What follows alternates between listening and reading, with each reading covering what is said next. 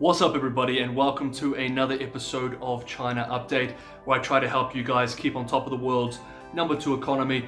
My name is Tony. For those of you watching this for the first time, I work in an executive role here in China, and I started putting these videos together for my mates back home who wanted to keep on top of what was going on over here.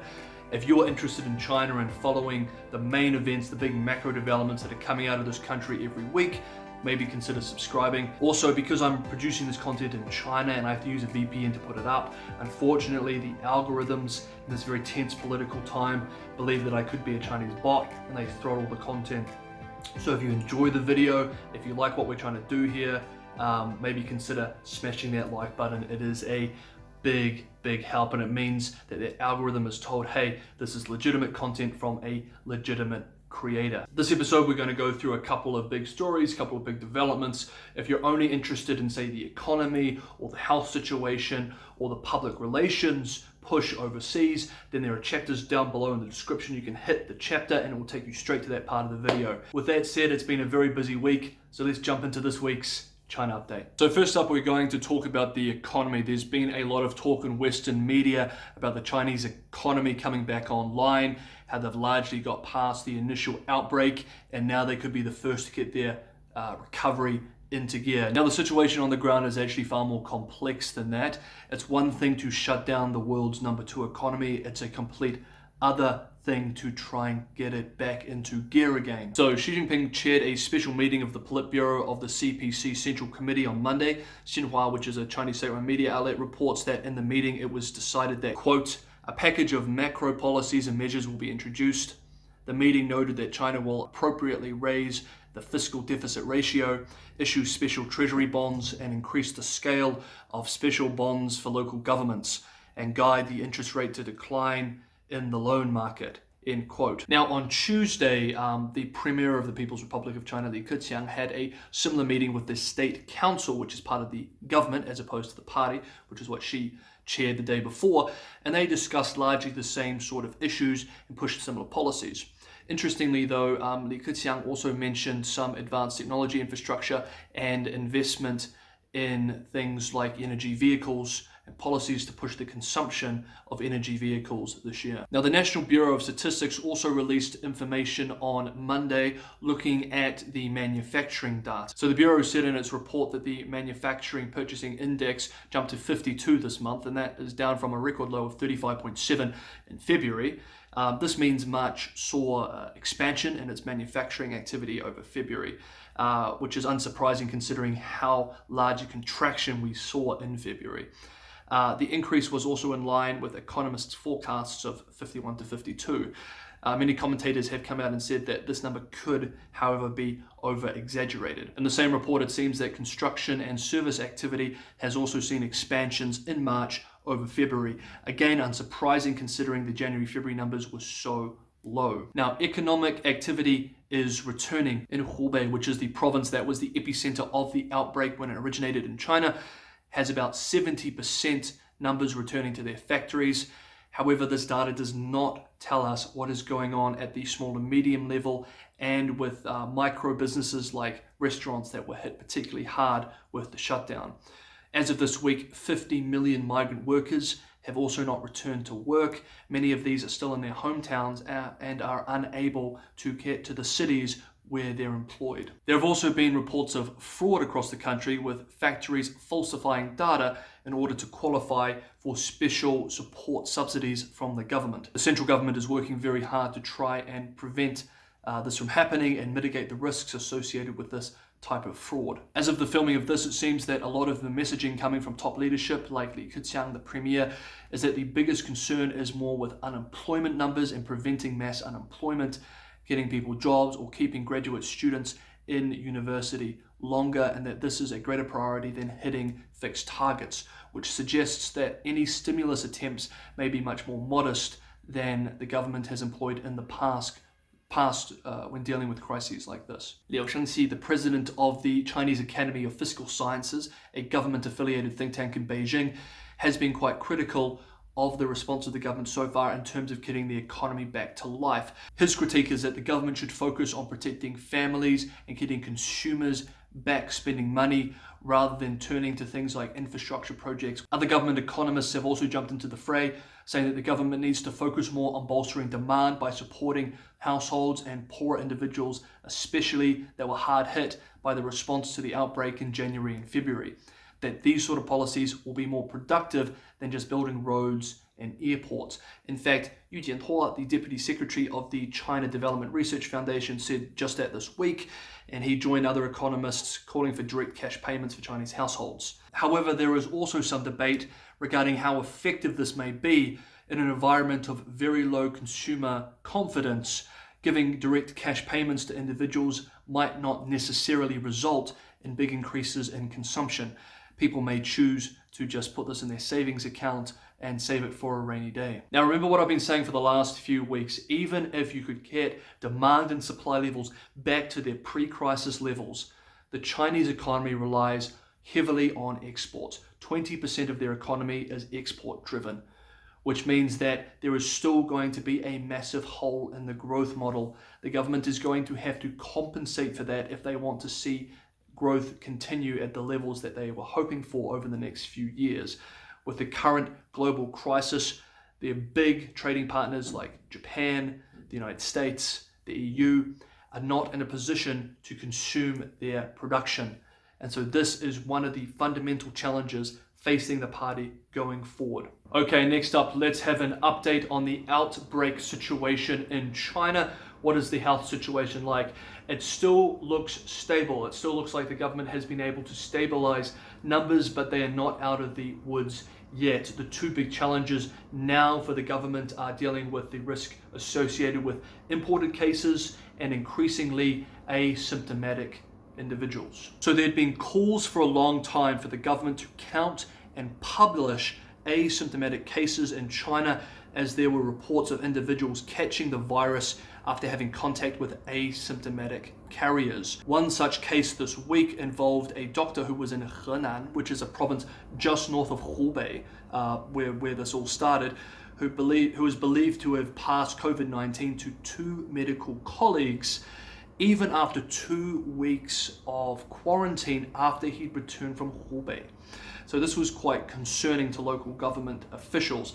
Now, most governments do report these cases, and it is recommended by the World Health Organization that asymptomatic carriers are counted in the official statistics.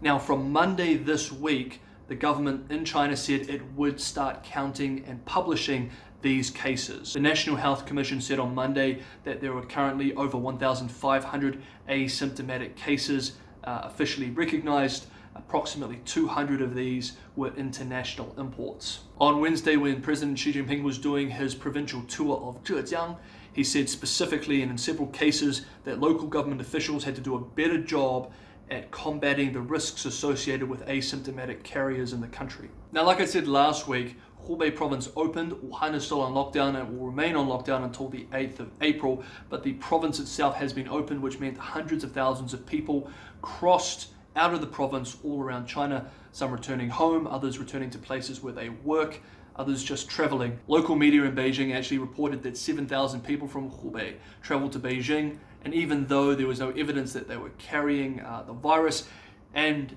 even though the province had been officially opened, they were still placed in home observation there. This week, local governments in several provinces, including places like Chengdu and Shanghai, announced that recreational venues and tourist locations are going to be reclosed. Bars, KTVs, which are like karaoke bars in China, tourist locations, cinemas, were all closed even though they were allowed to open about a week and a half ago. If you've watched me before, you know that I've discussed the tightrope walking policy act that local officials have to make between preventing another outbreak and getting economic activity back up and running. And this is an example of that tightrope causing policy confusion. A lot of these places were opened up because they wanted to get business activity back up and running. They were telling people to go out, spend money, go to bars, have fun. There are even reports of government officials going to some of these places.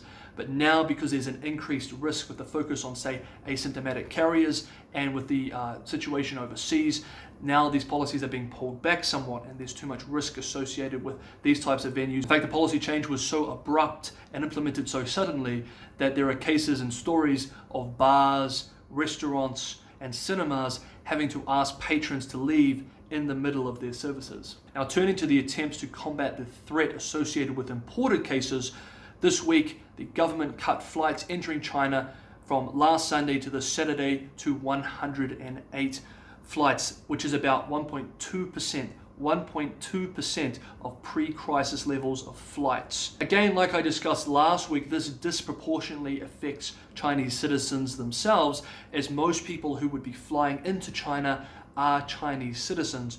Foreign passport holders represent a relatively small amount of overall travel into China. In fact, this decision has sparked lively debate on the Chinese internet, with netizens arguing as to whether the government should do more to bring Chinese students, for example, back from overseas. So after a particularly bad week in China-US relations last week, it seems that diplomatic efforts in European countries in the EU are also being strained. Now, this all started with large-scale issues with the quality of test kits that were being imported from China, and this snowballed into many diplomatic incidents and cross-accusations of politicizing the issue between some European countries and the Chinese side. A senior foreign ministry spokesperson, Hua Chunying, said in a Twitter statement that Europeans should show more respect to the Chinese people and not criticize their efforts. Now, since some of these news reports have come out, the Chinese government has stepped in and since banned the exportation of kits and other medical devices overseas that do not meet domestic licensing conditions. There have also been reports of anger coming out of the UK government this week, with accusations that the Chinese side dramatically underrepresented the numbers when it was first discussing the matter with the UK government, and that this had a direct impact on UK policy decisions. The Chinese government has hit back, saying that this is completely false and that they've been completely transparent with international governments during this entire period. Now, early opinion poll seems to suggest that many European countries are increasingly upset at the performance of China during this global pandemic. One important poll that was taken in the UK this week found that 3/4 of Britons that were questioned believed that China was either somewhat or significantly responsible for the global pandemic. Now, on the subject of responsibility and origin, over the last few weeks we've been discussing the international public opinion battle the Chinese side has been having with, say, the United States and other players internationally, the narrative that the Chinese government wants to push, and its official position on some of these questions. It seems that the government is taking a more assertive stance on this question this week. I'm going to read to you a couple of statements. One is from the Global Times, a state-run media outlet. The other is from the same woman that I quoted before, Hua Chunying, a foreign spokesperson for the Ministry of Foreign Affairs in China. Now, I don't really need to give much in the way of commentary. I think that these statements speak for themselves. This should show you exactly what the government's official position is and the position that it wants to push overseas. Quote, "An absurd theory is emerging in international public opinion. It suggests that China is culpable for the global coronavirus pandemic, and that what the country is doing, such as providing foreign assistance, is an atonement for its sins. Such rhetoric is completely groundless and is nonsense. There is no scientific conclusion as to the origin of novel coronavirus, but that doesn't stop some groundlessly accusing China of being the origin of the coronavirus, and a few conspiracy theorists even allege the virus came from a Chinese laboratory." Quote, "Now, so many days have passed and some in the US still claim China should be held responsible for the COVID-19 in the United States. Don't they feel guilty or ashamed? They're trying to shift the biggest blame of the century to China and make it the biggest scapegoat. We don't have the interest or the time to launch any despicable disinformation campaign." Like I said, I think these statements speak for themselves, and this should give you an idea of the official stance of the state government here and what it is trying to communicate internationally. Now, last up, I want to talk about a big Chinese startup, a coffee company called Luckin Coffee that wanted to take on Starbucks at its own game in China. Many investors were very bullish on this. International commentators were talking about this as a new dynamic Chinese company that could take a lot of market share away from what has been a very successful effort with Starbucks over the last decade or so in China. This coffee company has been building stores like crazy. In the last few months, near me alone, 2 new stores have popped up. I've had their coffee a few times before. I think the taste is pretty average. The cost is super cheap though, and they have a pretty cool app and effective delivery. In fact, I've never paid full price for a coffee. It's normally about half price, less than $2 for a latte, and about $1 for a black coffee like an Americano. The company Luckin Coffee disclosed on Thursday that after an internal investigation, they'd found that their chief operating officer, their COO, had fabricated 2019 numbers by about 2.2 billion RMB. That's over 300 million US dollars. After the shocking disclosure, the shares for the company plummeted over 75%.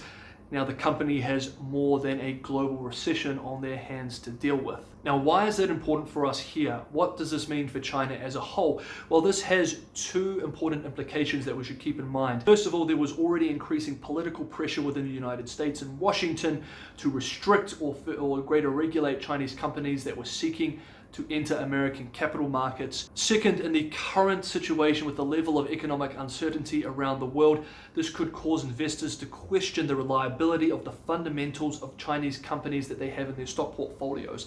This increases potential risk, or could be seen to increase risk for some investors, which could result in the selling of Chinese shares, pushing down the value of these companies overall, or making it more difficult for Chinese companies to gain capital in overseas capital markets, particularly in the United States, as there may be extra risk associated with these companies. Okay everyone, that's this week's China Update. Thank you so much for watching. Make sure you smash that like button and share if you enjoyed the content. I hope you're staying safe wherever you are.